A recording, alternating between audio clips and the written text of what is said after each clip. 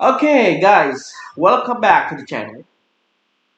In this video, it will be slightly different with the other video.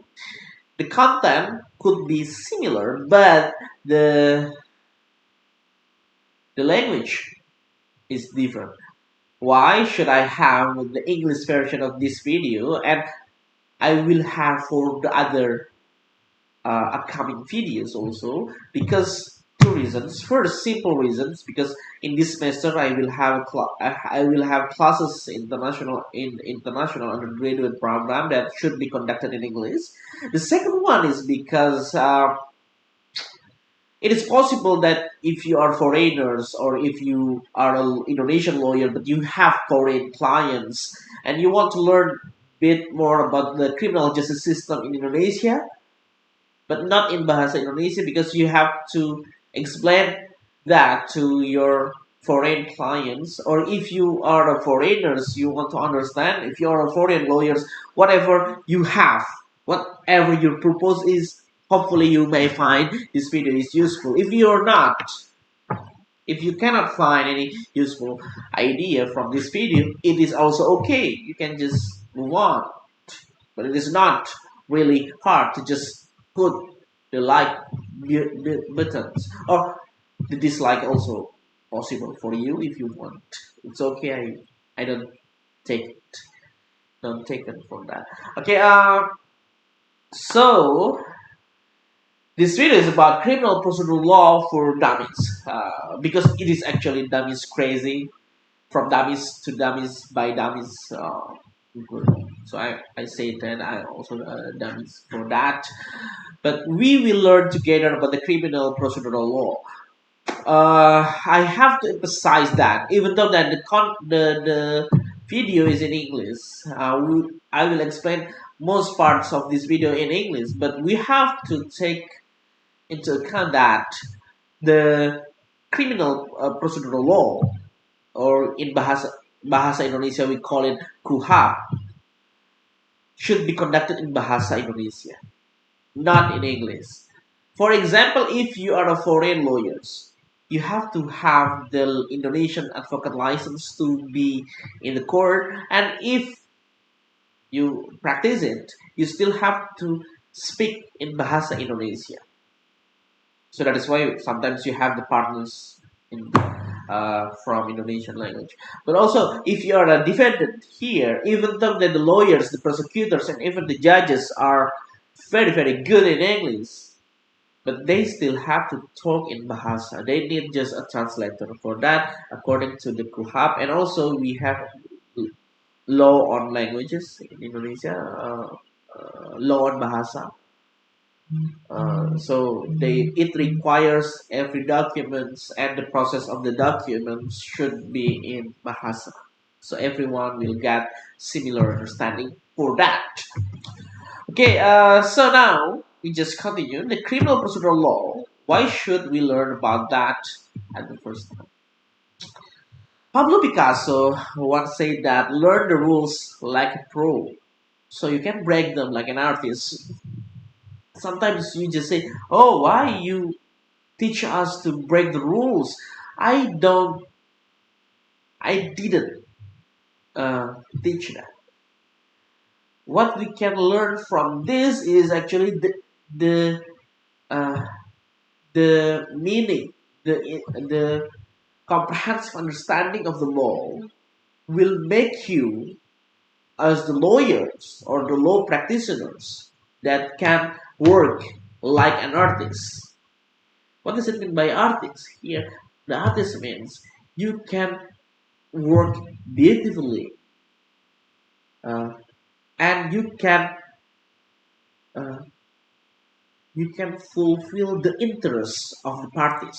Okay, so if you're lawyers of the defendant, you know how to please your defendant, but still you follow the rules of the state. So how can you manage that? That is actually an artist in the field uh, of law. Okay, so that's actually important also for you to say. For example, if you watch a very famous series from USA, how to get away with murder. It's very good when a professor came to the class and said, Good morning.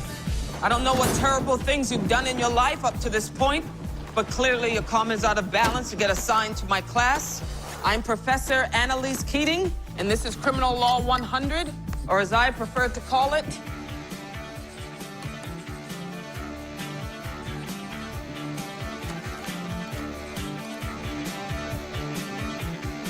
How to Get Away with Murder. that is the way. That is actually very, very nice that we can learn about. Uh, if you say, oh, so you learn the criminal law is to get away uh, with murder, it is not. If you learn deeply about that, is for prosecutor also they can learn about the criminal law how to prosecute people, and they cannot get away with it, and the other also the other crimes. So in how to get away with murder, we learn about how the law works, and not only in the theory but also in the practice. So that is why in criminal procedural law it's very important to learn about that. For example, also you can see in these examples, you can see some junior high school students, they were stopped by the traffic police. The questions will be can they solve the procedure easily in that case? For example, uh, for example, because you don't have the license. Of course, in this case, junior high school students, if they are smart enough, so they always pass their grades. So they are mostly below 15 years old. So they cannot have any driving license. So in that case, it's very easy for the police officer to stop them because the police very sure that they don't have any license. Okay. So if they forget to bring the car certificate or the motorcycle certificate STNK, if they forgot to bring that, can the motorcycle be seized by those police? Can those traffic polices seize those uh, vehicles? Is it possible? That is actually the questions. Okay, that is actually the question that you can answer that in the process of the criminal procedural law learning. Also, for example, this case, if you still remember VA, Vanessa Angel case, I said it loudly the name because it's already binding and final decision. In this case, it is a prostitution. You may find, can you, sorry, rephrase that. Can you find any article that criminalize prostitutions, especially the prostitutes? It's very difficult because prostitution is still gray area, ex- uh, exceptionally for, so in the exceptions, so the human trafficking, the child abuse, and the other things, but the prostitutions at the particulars level still in the gray area. So the questions will be, yeah, the questions will be, can red-handed arrest be conducted in this case? So that will be the questions. Can red-handed arrest be employed in this particular case? Can you answer that? As a lawyer, you should. As the prosecutor or the police officer, you should be able to answer that. As the students, you may have your friends from the other faculty. You may have your families also not in the law background asking you this, and you have to answer that because you are law students, right? Okay. Before starting to learn about the theory, about the ideality of the criminal procedural law, I have to mention from the Pollock. Pollock says that many people refer to the criminal justice system as the criminal injustice system because of the perceptions that practices in the nation's courtrooms do not necessarily conform to the ideal of justice. What does it mean by that? That will be the questions. In here, I just can emphasize that. Everything that you learn about the ideality of the justice, you learn that someone bad should be punished, someone innocent should be released, or the other idealities. I need to emphasize that it is very difficult to build the justice in the justice system itself. Yeah, because in the practices, it usually uh, it is usually more injustice than to be justice. For examples, if you heard about the case of Raffio Patra was arrested 1 day and more. We confused because we didn't get the clear case, what particular case of he can be arrested, and when and how you can be arrested. I have also the video you can see in this channel regarding the Rafi Parta arrest that not all people can be arrested, not all crime can be arrested. You have to understand about the requirements of arrest. Even though you fulfill the requirements of arrest, for example, Bambang Wijayanto and Tommy Soeharto arrest, we can compare that. Bambang Wijayanto was arrested in like in the time Bambang Wijayanto after sending his child to the school. So in the front of the his child and the friends of his child. So it's actually not really comfortable. But Tommy Soeharto, Ras is actually better. Tommy Soeharto was uh, yeah, it's like not really like a criminal in the process, even though that Tommy Soeharto was actually to be uh, to be the candidate of legislative members also. So it's not really a big deal even for a murder. So that's actually the concept. I didn't say it is injustice. I said it is different. You will be the people to decide whether it is actually justice or justice. Yeah. Okay. How come those systems like that? I will just explain the criminal procedural code in simple method. Okay. So how is about the code? We have the criminal procedural code enacted at the last day of the year 1981. So it is actually very the limit of time. It is actually started to build from around 1978. So they start around 4 years. So they established the new rule. Before that, we only have Herzen in this reglement to regulate about the procedural law. It still applies to civil law, civil procedural law. So still applies in Indonesia, but not for criminal law.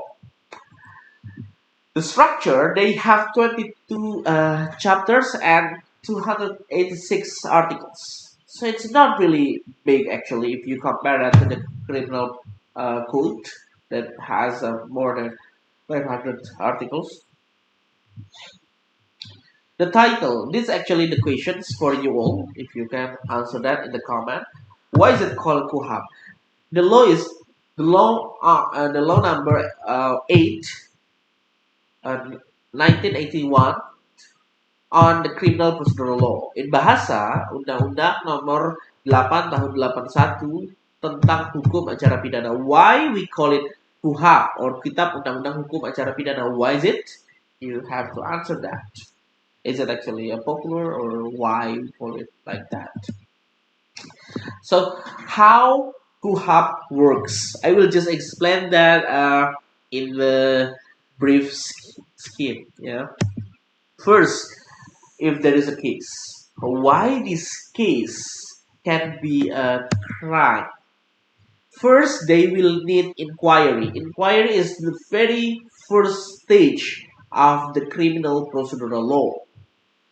Inquiry here is the stage to determine whether a case is a criminal case or not.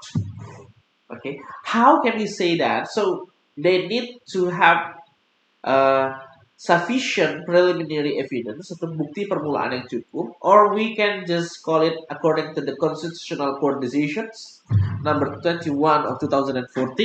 It will be this case requires two evidences to state this is a crime. Possible like this, someone is dead in a room. Yeah, so someone is dead in the room. Is it a crime or not? We have to see that. Is it suicide? If it is suicide, it is not a crime at all. Yeah. Or he got heart attack. So it is actually natural phenomenon. So it is not, again, natural phenomenon is not a crime. He was poisoned by someone else, because you find a poison and it is proven at some point it is not suicide, so you can make it as a crime. Okay, so if the investigators, the junior investigator, very sure that this is actually a crime, you can move to the next stage, investigations. Investigations, according to the criminal procedural code, is the stage to determine first, to find evidences. By those evidences, the investigator enlightening the crime, so enlightening the case. So you become more certain that this crime, this action or this case is a crime.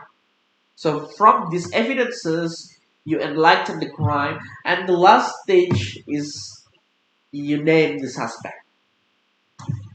You uh, decide the suspect. So from this process, if you get the point, so according to the Constitutional Court decisions, this should be a stage. So this should be a hierarchy.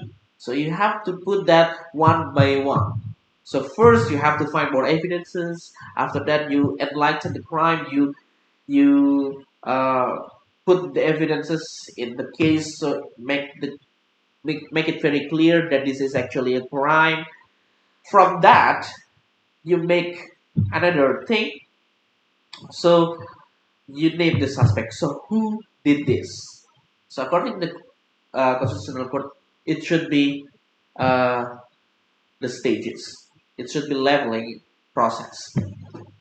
Unless it is red-handed cases. For example, like you are red-handedly caught because you bribe someone. So KPK just arrest you, or you just stealing a motorcycle red-handedly catch. That is actually simple. You can be named suspect at the beginning with the other evidence following you.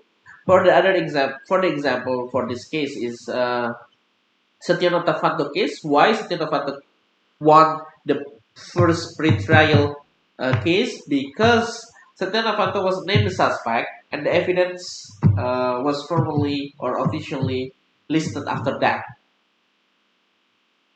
So it's better that evidence was listed before and then you name the suspect Setia Novanto after that. It's still debatable because there were several cases before, but that is actually the example why we need to follow these procedures at the first hand. Okay, after the investigation process is ended, so you already finished, you name the suspect and the other things, you will have the dossiers, or we can call it as BAP, berita acara pemeriksaan, or in English we just simply call it as the dossier. The dossier will be sent, will be delivered to the prosecutors. That stage, pre-prosecutions, will be the first stage.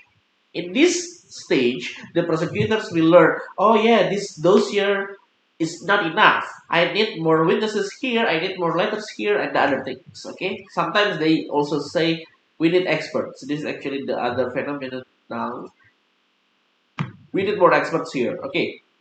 So the prosecutors will deliver that again to the investigation. That will be usually called as uh, P19 or P18. P19 and P18. Yeah. So the dossier is not completed, and there are several corrections to that.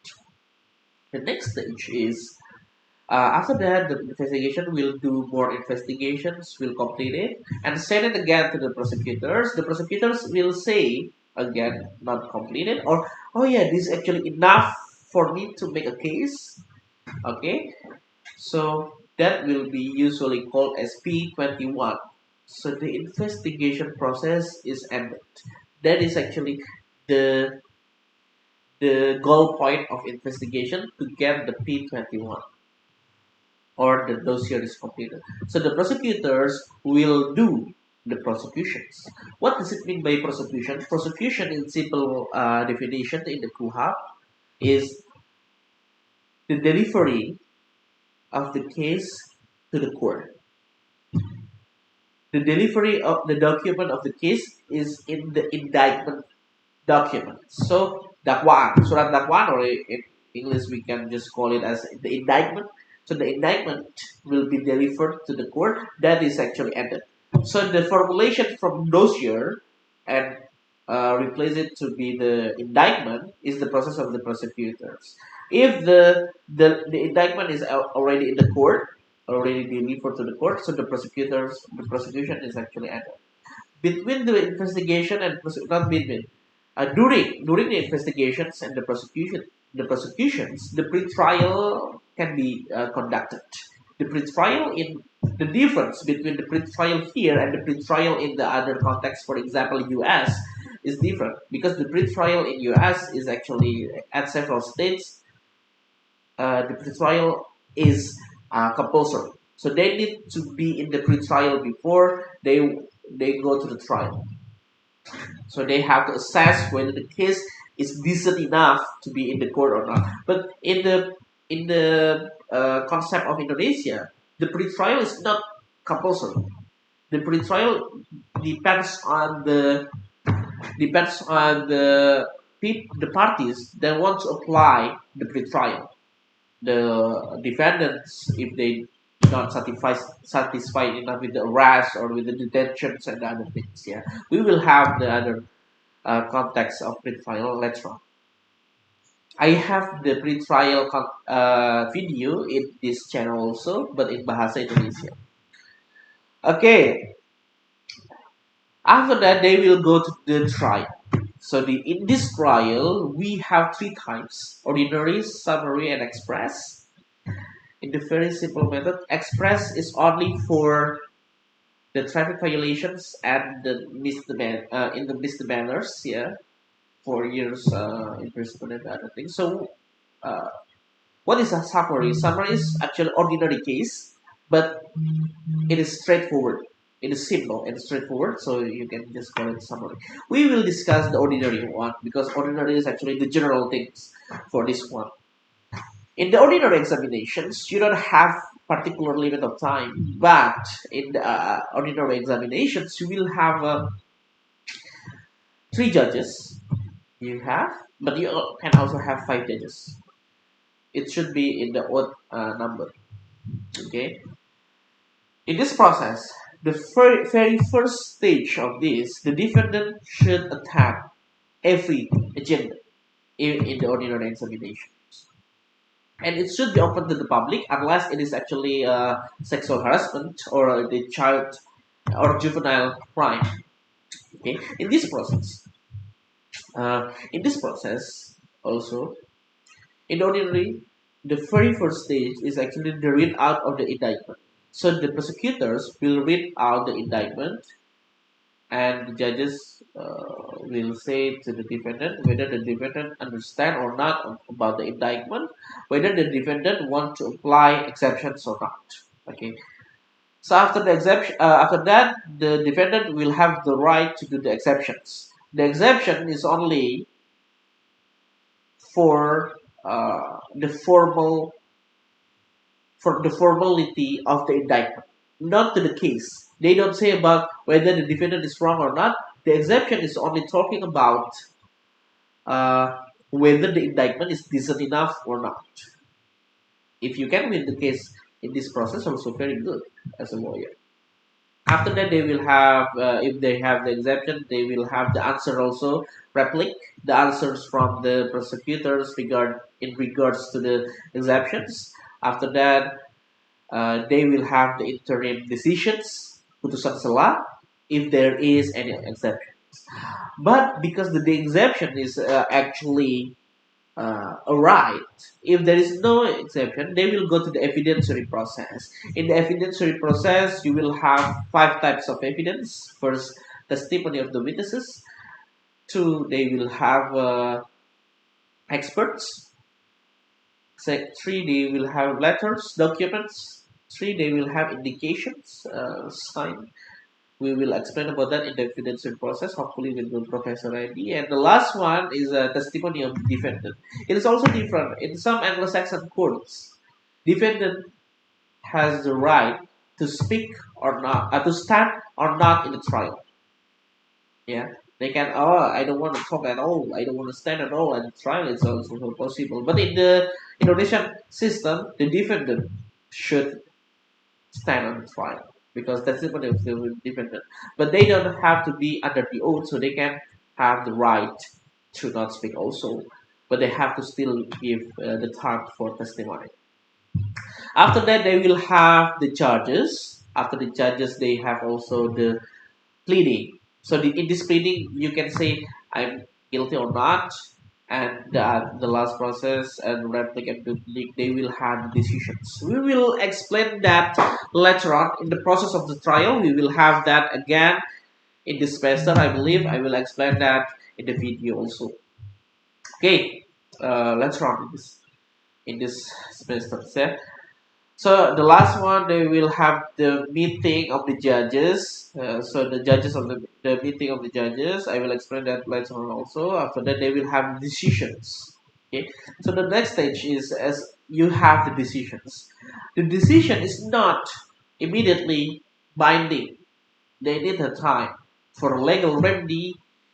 Yeah, they will have legal remedies. If there is no more ordinary legal remedy, they will have uh, the decisions will be final and binding. Even though that the decision already final and binding, you still have the extraordinary legal remedy. The ordinary legal remedy become a appeal in the second stage, and the cassations at the last stage at the Supreme Court. Extraordinary, you will have the reconsiderations for the Supreme Court, and also uh, cassations for low interest in the Supreme Court also. So two ordinary and two extraordinary. After that, after the decision is final and binding, is actually executions.